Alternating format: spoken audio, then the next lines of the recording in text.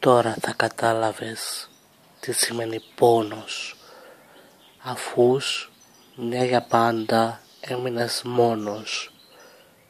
Στην ερημιά μπορεί να υπάρξει συντροφιά, αλλά στην κόλαση γίνεσαι η αλιά καρφιά. Δεν υπάρχει άλλη εξήγησης, η λογική είναι όλα απόλυτα και εξηγημένα. Δεν είναι γεωμετρία, μήτε αριθμητική, είναι από την ψυχή βγαλμένα.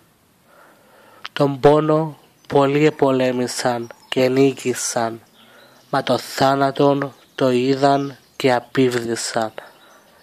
Άνθρωπος είσαι, τίποτε παραπάνω, πως το κορμί σου στάχτες βάλανε πάνω.